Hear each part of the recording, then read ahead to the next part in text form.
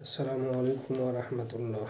প্রিয় মুসলিম ভাই ও বোনেরা, আমি আপনাদের সামনে আলোকপাত নং 112 নিয়ে আলোচনা উপস্থাপন করছি। আলোকপাতটির শিরোনাম হলো জালেম ও দুষ্কৃতিকারী অমুসলিম জাতিকে বিভিন্ন আযাবে গ্রেফতার করা প্রসঙ্গে।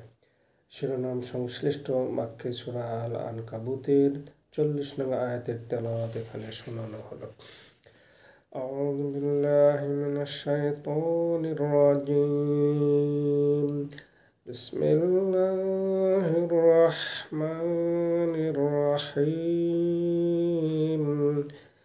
فكلا أخذنا بذنبه فمنهم من أرسلنا عليه حاصبا ومنهم من أخذته الصيحة ومنهم من خسفنا به الأرض ومنهم من أغرقنا وما كان الله ليظلمهم ولكن كانوا أنفسهم يظلمون.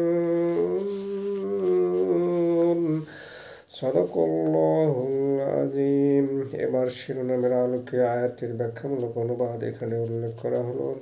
আয়াত 40। মহান আল্লাহ বলেন, ওহে বিশ্বনবী মুহাম্মদ সাল্লাল্লাহু আলাইহি ওয়াসাল্লাম, আপনি আপনার উম্মতে আসিয়া অর্থাৎ অমুসলিম জাতির উদ্দেশ্যে ঘোষণা করে দিন যে এক আল্লাহ ছাড়া দেব মূর্তিগুলোকে নিজেদের অভিভাবক আউলিয়া হিসেবে উপাসনা করার কারণে অধিকন্তু দুষ্কৃতিকারী, দুর্বৃত্ত, সন্ত্রাসী ও উদ্ধত অমুসলিম আদ, সামুদ, কারুন, ফেরাউন এবং হামান সহ প্রত্যেককেই আমি আল্লাহ তাদের পাপের কারণে পাকড়াও করেছিলাম।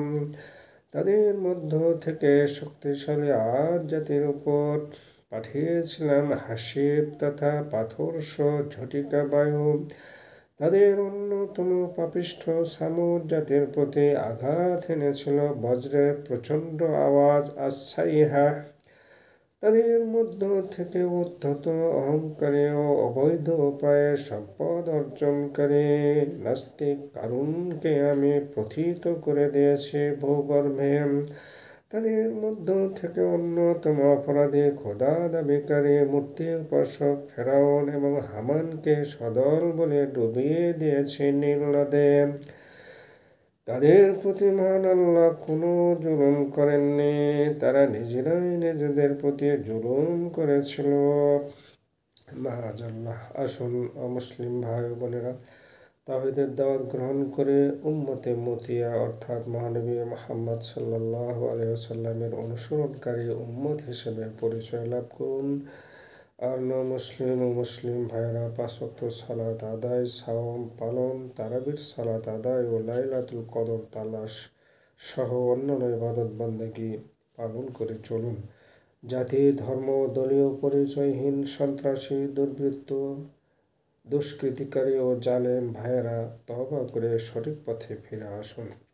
ওহে আল্লাহ, আপনি আমাদের তওবা কবুল করুন, আমাদেরকে ক্ষমা করুন এবং আমাদের জন্য জান্নাতুল ফেরদৌস নসিব করুন এবং আমাদেরকে জাহান্নাম থেকে পরিত্রাণ দান করুন। আমিন।